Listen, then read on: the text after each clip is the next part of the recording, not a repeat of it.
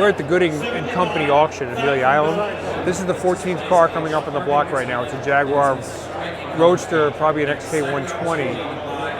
The next two cars you know well, the Cobra and the Ferrari. I think the Ferrari comes up first, then the Cobra. We saw those cars sitting in a garage for decades, and the only things that knew about it were the mice that lived inside of it, right? And now this room is filled with a couple of thousand people, and they're the most anticipated cars of the whole auction. There's probably 3,000 people in this room. Those cars could go for amazing money.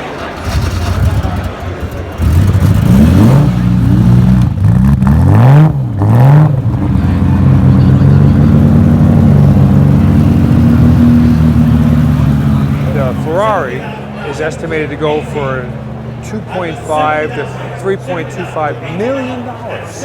If you imagine, all the mouse droppings in there and the mouse condominiums. The Cobra is estimated to go for $1 million to $1.3 million. Once this Jag leaves the stage, it's going to start getting exciting. All right, ladies and gentlemen, we are very excited to present the next two cars. It's running, it's driving. Oh, no brakes, no brakes.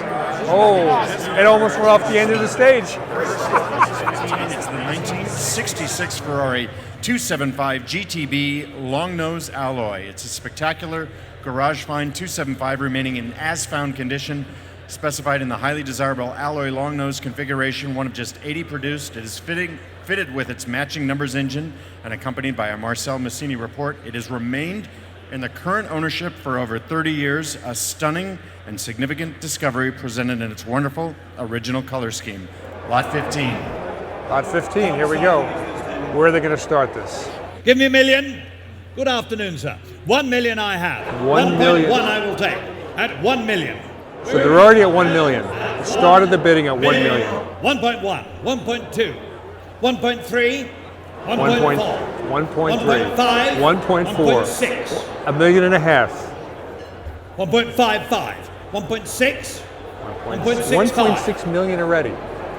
I remind you that the owner bought that car for $47,000 in the 80s. 1.6 million. 2 million. I am bid. Somebody jumped up to 2 million. $2 million. $2 million. $2 million. 2.1 now, may we say. And remember, there's a 10% commission on there. 2.15, would you like? 2.125 I'm bid. 2.125 I'm bid. But you can see right even here, there are lights on it, that there's still a shine underneath that dust. I'd love to be the guy that washed that car. But thankfully it hasn't been washed yet. So there are telephone bidders bidding for across the United States and Europe. Now they're going to push the car back a little because it didn't have brakes and almost went off the edge of the stage. So it's being pushed back now so we can see the nose. I don't mind another 25. Thank you for your bidding, sir. 2.2 million. 2 million. This is the long nose car. And I just found out that the long nose was added just a couple inches because down the Mulsanne Straight at Le Mans, the nose of the car would come up and the front wheels wouldn't be touching the ground. The drivers had no adhesion. So by adding just a couple of inches of nose length, it brought the car back down to the ground. 2.3 million.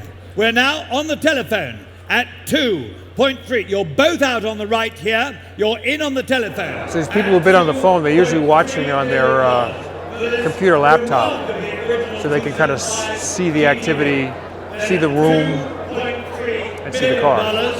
If you're done on the right, I sell the car at $2.3 million.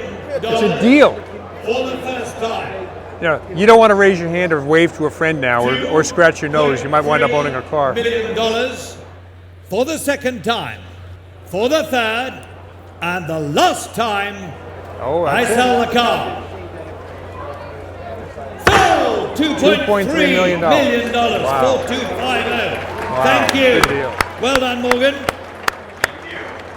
All right, now the car that I'm a little bit closer to, because I know about them. Number 16, the 1967 Shelby 427 Cobra, an incredible garage fine Cobra, finished in its original colors and retains many rarely seen original details. It is This car is estimated to go to 1 to 1.3 million. in undisturbed discovery, remaining in its original factory configuration. We looked at it yesterday with a bunch of Cobra experts, and we figured that's the original paint job on there.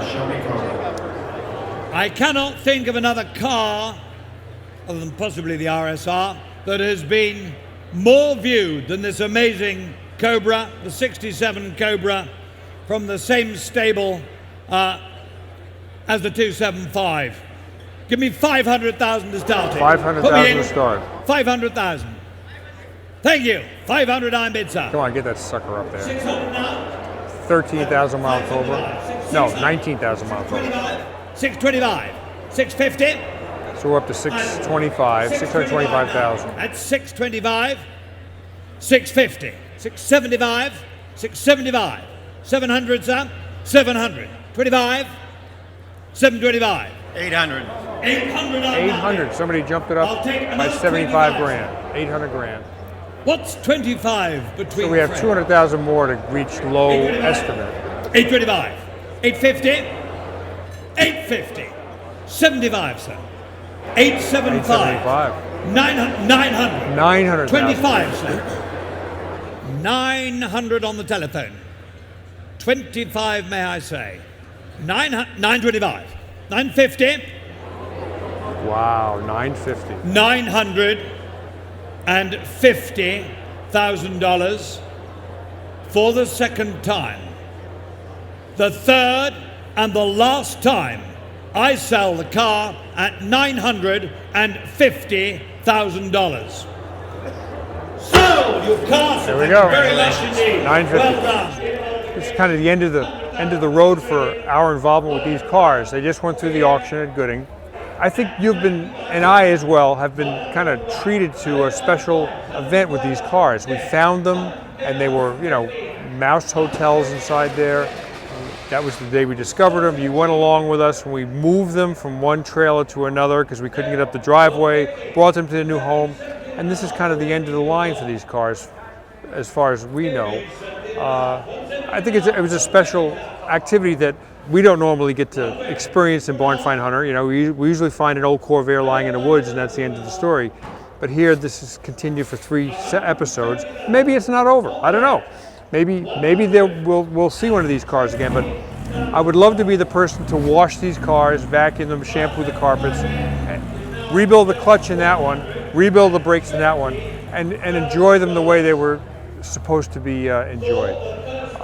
They're great cars. They're time capsules. And interestingly, I got a phone call 2 days ago from a guy whose name is Dominic Fabrizio Jr. And Dominic lives in Boston, and his father bought this car new. Went to Italy, and he's got the original shipping documents from Italy to Boston. So the guy that bought this new is alive in Boston. There's another story that's kind of happened because his son, Dominic, has been searching for his father's car for 30 years. He said, I finally found it because of Barn Find Hunter. So, maybe we can make somebody else's dreams come true. Happy hunting.